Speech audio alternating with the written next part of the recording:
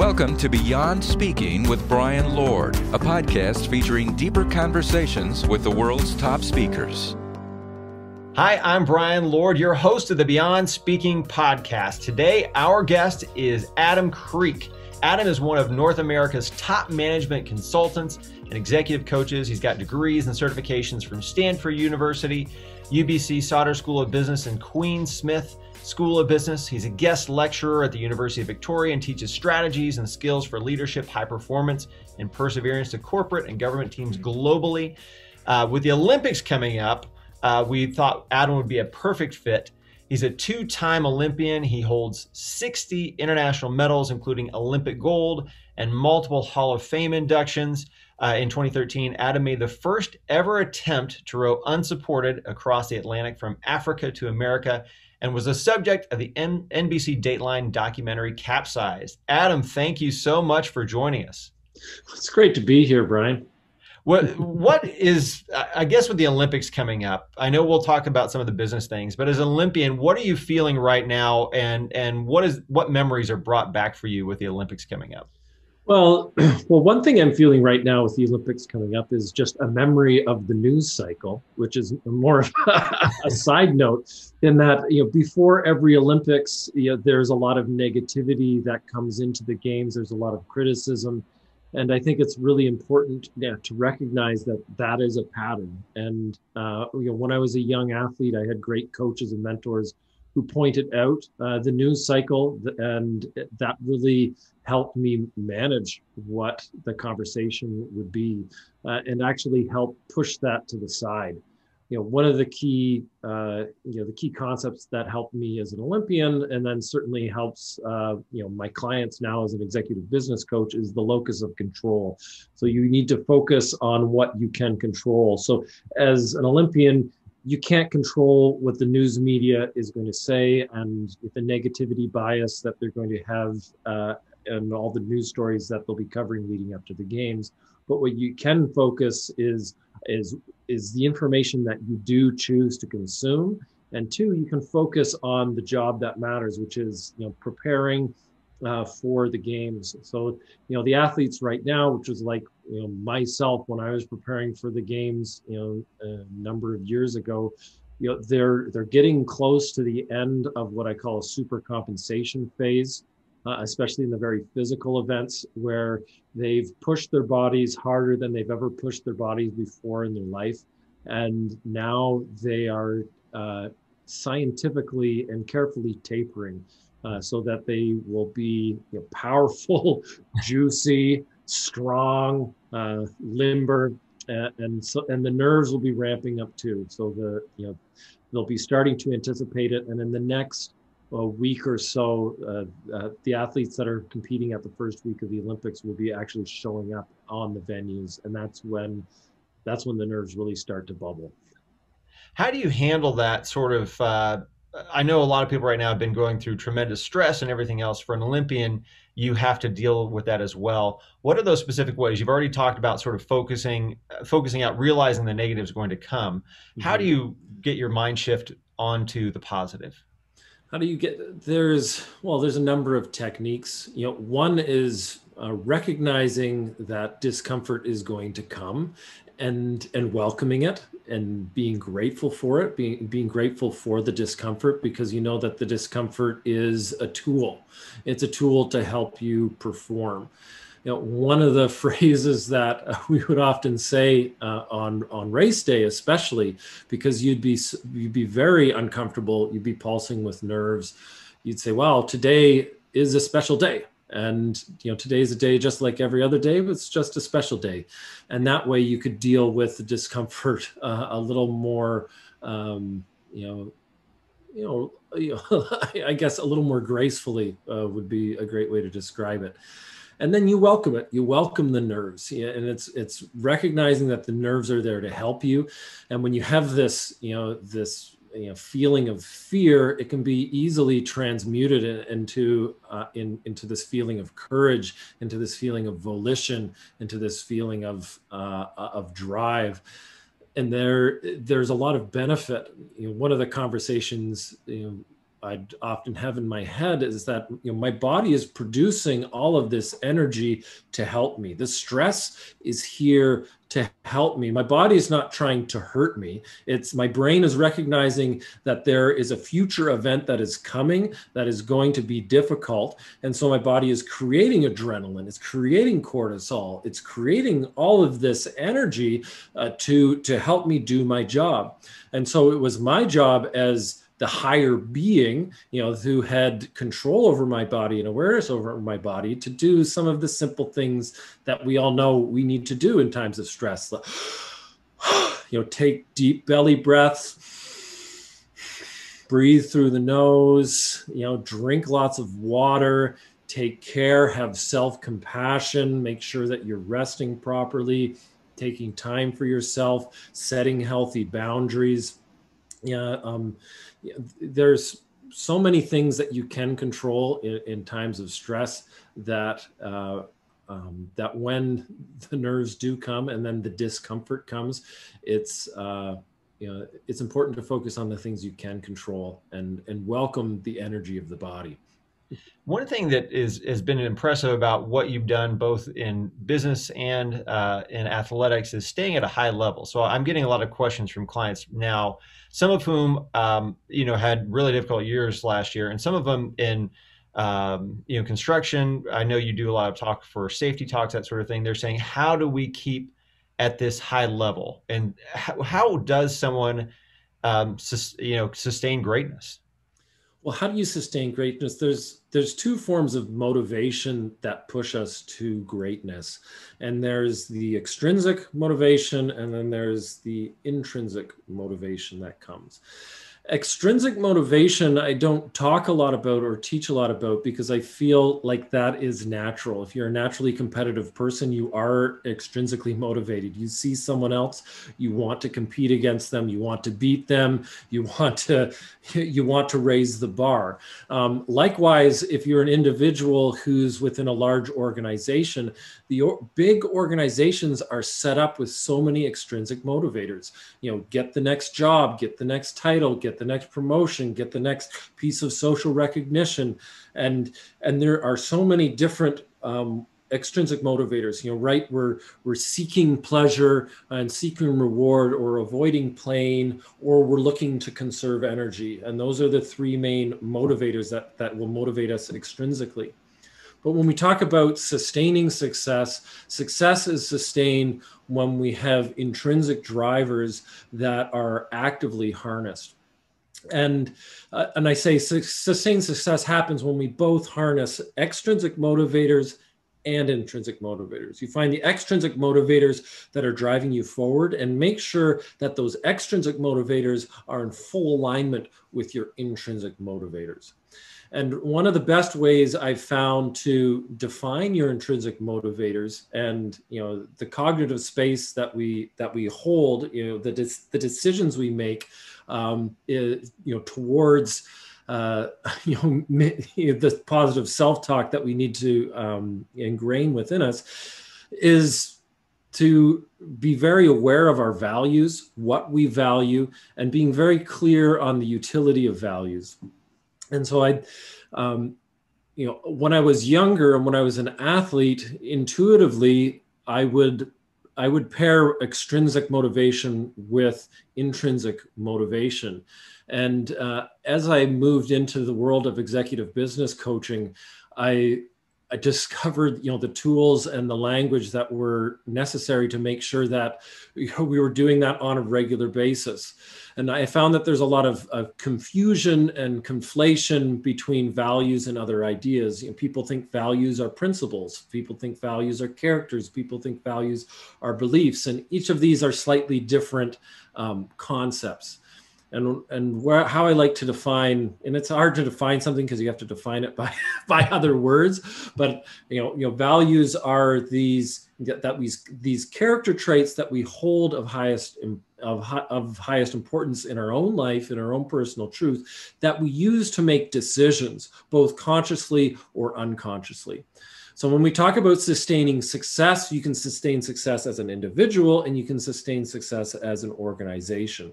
And so when you sustain stress as an individual, you're constantly making the right decisions. So you're making decisions that are in alignment with your personal values, because regardless of whether you know and you've identified, articulated, and affirmed your personal values, you will make decisions according to those values.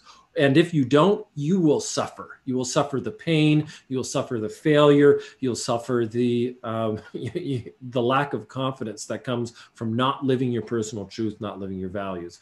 And you also need to make sure that your decisions that you set are in alignment with the with the goals that you set, with the extrinsic motivators that you have. And then likewise, moving it up to an organizational standpoint, we're talking about a culture. So you have a culture of an organization, and we all know, the emotional load and the energetic load that it takes to manage other people, especially our teams and our staff and the people that we lead. If we can guide them to make better decisions more often, the energetic load that's placed and the stress load that's placed on us as leaders is lower. So by having a values-driven culture and having individuals who understand how to apply values to their own personal life, you can then elevate that to the context of the organization. So now you have an organization that has goals, which are the extrinsic motivators of the organization, and you have an organization that's driven by values. And so when you have to make a decision within your organization, you say, well, do I work with client A or client B? Well, we have limited time, we have limited resources, we have limited energy, and we're constantly having to make decisions about where we put our energies. If you can make that decision through your filter of values, then you'll make the better decision more often. And then if the people on your staff, the people on your team are making decisions according to values, then the managing load is less on you. They're making better decisions on their own more often, and the culture of the organization is eating the proverbial strategy for lunch. So when it comes to values, maybe what are a couple that you have, and how did you arrive at those?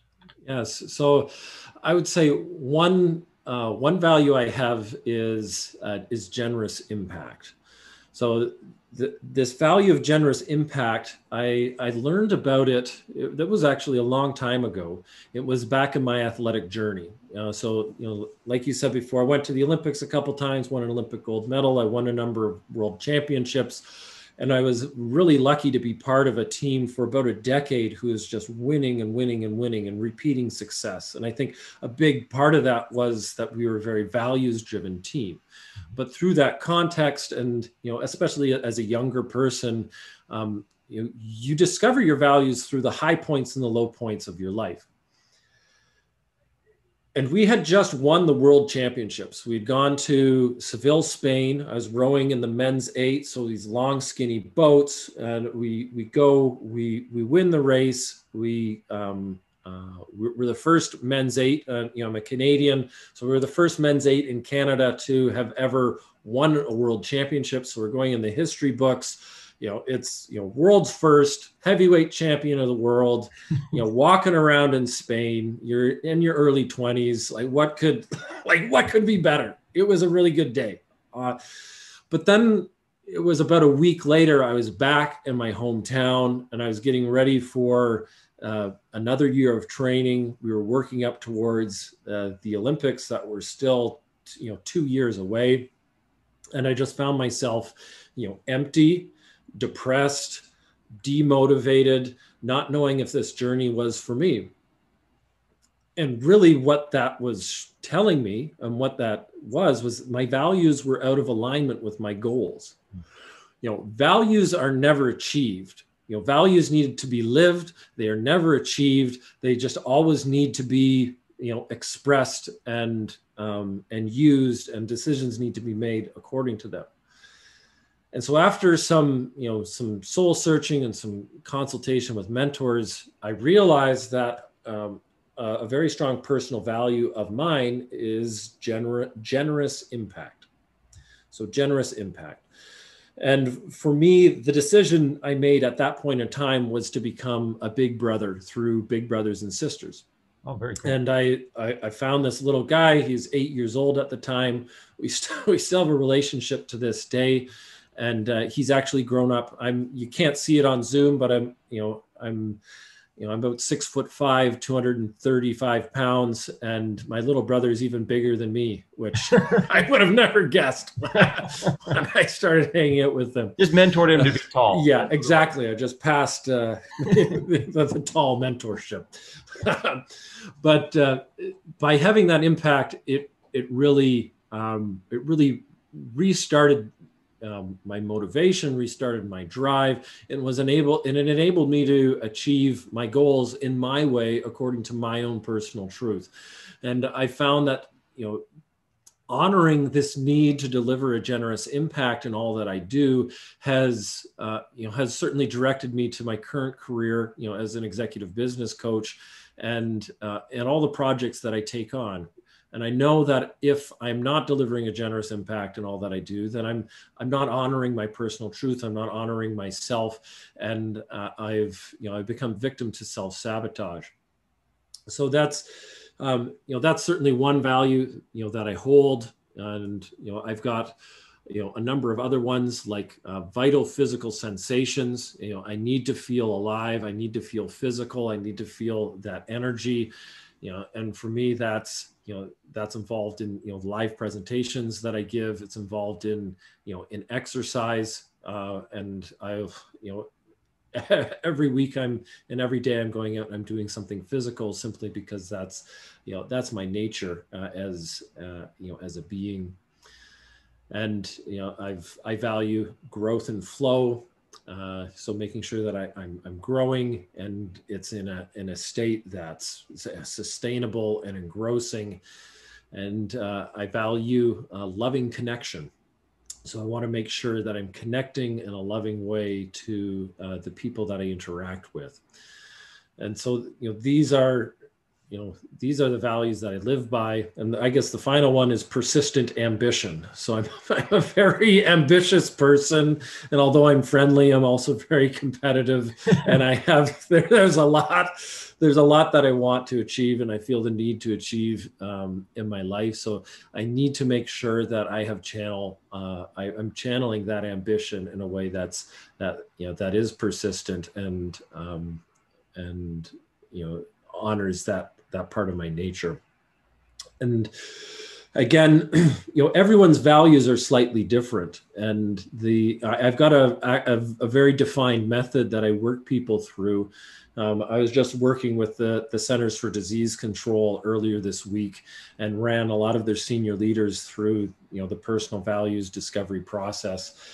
And I'm just amazed. I guess it serves my value of generous impact, because everyone benefits so much from understanding the personal values. We benefit, like, science is very clear on values. They show that when people understand their values, they have more willpower, they feel less pain, they're able to do things like quit smoking, start exercising. And there's actually real physical markers that they've found. They've run people through values discovery and affirmation exercises, and found that people recovering from heart surgery have lower markers of inflammation simply from identifying and living according to their values. And then from a business standpoint and a leadership standpoint, it's very clear that leaders who are clear on their values and communicate those values to those that they are leading are rated as being 40% more effective than those who do not. So there's a direct correlation between performance and values driven life. And then also within an organization, it's a very empowering experience to go through. When you recognize what your values are, and you can structure your career and what your goals are within an organization that is compelling you to do things. Often when we're working in a large organization, there's lots of things that we don't necessarily want to do. And sometimes it's too structured or too rigid, and change doesn't happen fast enough, or change happens too fast, or there's a lot of things, again, coming back to the start of our conversation, there are a lot of things out of our control. when you're working in a large organization. And that was very clear in the COVID crisis. We're part of a larger society, and we have this this disease pandemic that's spreading, and we're recommended to shut down and not do the work that we've done before in the same way that we've done before. And in these times when there are things out of control, and in these times when we're enduring a crisis, or when we're doing change, let me say, when we're doing change is not a crisis unless values have been violated. And and bringing it back to the individual working in the larger organization, organizational change isn't a crisis unless one of your core values is and has been violated. So when individuals are very clear upon their personal values, they're better able and better equipped to endure change. And when an organization is changing in alignment with its values, then it can drive change that much faster. But again, the larger the organization, the higher up the leader, the bigger the microscope that you're under, and the more clear you have to be about truly what you value as an individual and what the organizational values and how you are living and expressing those values. Because we see this all the time in organizations where a leader will express that, they'll say, "Oh, we value teamwork," and then they go against that and they're like, "No, my way or the highway." And then it's like, well, why are you saying we value teamwork when you're acting like, an aggressive individual? And, that can be okay as long as it's articulated and that's part of the culture. But if it's not, that's seen, 1-2 layers down the organization, that leadership faux pas is immediately identified, and all respect and credibility is lost by the leader, and the culture dies. So, but when organizations have a very strong values-driven culture, just like when sports teams and athletic teams have a very strong values-driven culture, you can sustain success, you can endure change, and you can, keep it going for the long term. So I know you've been, you've talked about, teamwork and working within an organization, everything else. So I'm curious how that leads into your epic, voyage of, working to go from Africa to the Americas. And can you just, because that's just a crazy story. So can you share that? And then also, if you can shoehorn your values into that, that'd be interesting. That's an amazing thing. I'd love to hear about what goes into, why do you want to do that? And then what it was like, with that attempt. Well, I'll put it into context because I had just spent close to a decade pursuing, an Olympic journey. And an athletic journey is very intense. It's very individual, forces you to search your soul, forces you to grow in ways that you'd never thought possible. But there's also a decompression period that needs to occur after an Olympic journey, and you need to move on to that next thing in life. For me, I was moving on to, I guess a role in, as an entrepreneur. I'd started a biofuel company. People were starting to ask me to, come speak at conferences and do some training. And, this was over a decade ago. And at that time I was missing the sport. So I decided I was going to get into ocean style rowing. And I went to this race down in San Francisco, and we raced from Sausalito under the Golden Gate Bridge and back. And it was a great race. It was good fun. It was more of like a beer league style rowing, where you'd go to the race and you have some beer and a barbecue. And it's just good sort of community feeling. And at that race, I met a guy by the name of Jordan Hansen. And up until this point in time, I had heard of people doing crazy things like this, of rowing across an ocean or climbing remote mountains or doing these adventurous remote things. And it seemed crazy to me. And then I was actually sat down with Jordan, who had rowed across the ocean himself, and he explained, the collegiality, the friendship, the connection with nature, the animals that would come up, the joy of being in the wild with people you enjoy. And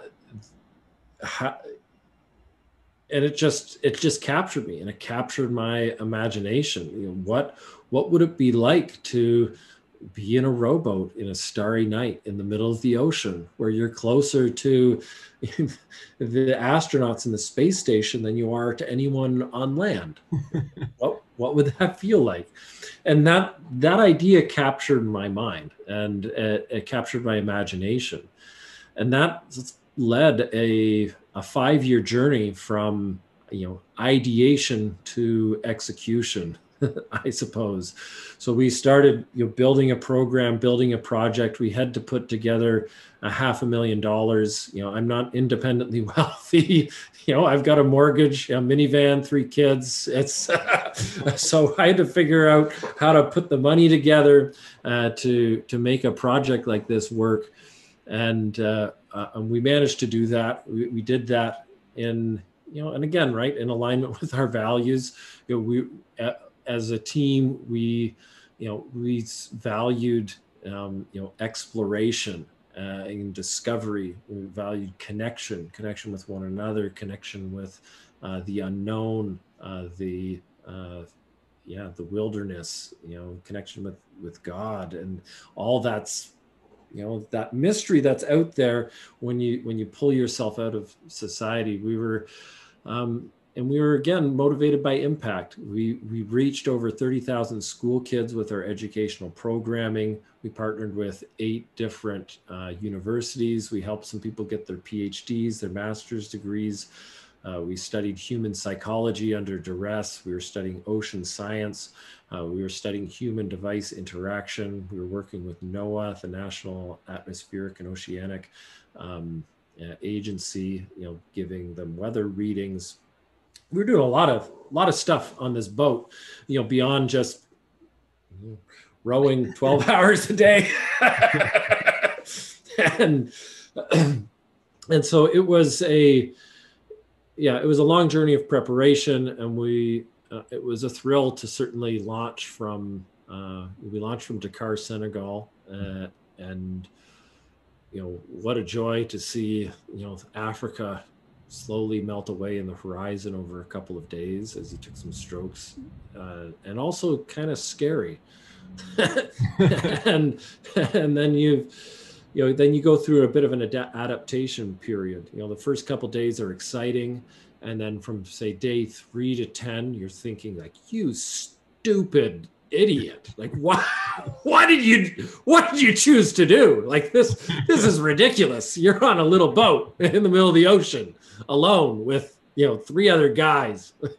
And then you're uncomfortable, you're seasick, you're adapting, and then around 2 weeks in, everybody on the crew starts to adapt, and you start to adapt, and you're thinking, okay, this is uncomfortable and I can tolerate it. Okay, I'm just going to get to the other side. And you think that's the way it's going to be for the rest of the row. It's not going to be enjoyable, but it's not going to be super, a super self-loathing experience and a disastrous experience. But a funny thing happened around day 30, day 35, where everyone sort of crossed over this threshold where our brains and our bodies adapted to the wind and the waves and the small space and the weather, and it truly became a transcendent experience, one that was divinely connecting. You felt energized, you felt normal, but a good normal. The sunrises were unlike any sort of sunrise you could see, because the horizon is everywhere. And what you're doing is you're spending 2 hours or 4 hours or 1 hour, depending on the shift, staring at the sky, staring at the waves, watching nature change. You get into the rhythms of the moon and the stars and the sunrise and the waves. And it was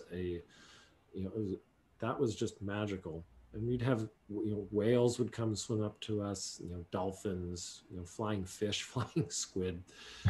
And we were, we'd gone out there, we conducted our science, we worked with the kids, and then day 73, we were going through a crew change unexpectedly when a funky wave came, smacked our stern and flooded the sleeping cabin. And I was sleeping in the sleeping cabin. My teammate Pat was brushing his teeth right at the door, and before we knew it, the boat was upside down. Wow. And there you're trapped. It was a really small space to be trapped in, so it was uncomfortable to say the least. But we ended up we deployed emergency life raft. We ended up getting rescued. It was coordinated by the U.S. Coast Guard.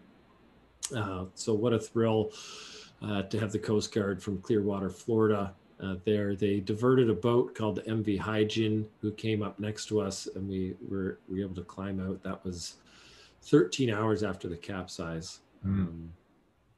And we ended up getting commendations from the Coast Guard for our safety preparation and our deployment, and the way that we were able to handle the emergency, which was also wonderful, because we did, made us really appreciate the safety training and the safety preparation, because you don't really understand how valuable it will be, because you're getting ready for this adventure. You've not necessarily done anything completely like it before.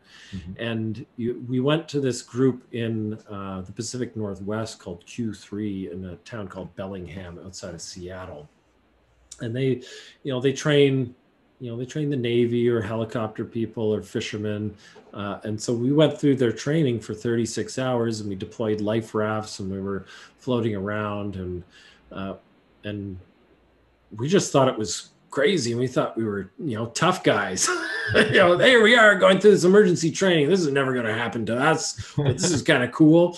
And then the moment that the disaster happened, the flashback to that training that we had gone through was so much more valuable than I could have even described. Your senses are heightened to a level that the only thing I would have comparison to would be, elite international racing, because, and probably even more so because your life is on the line. You're like, if you mess up and you don't do this properly, it's over.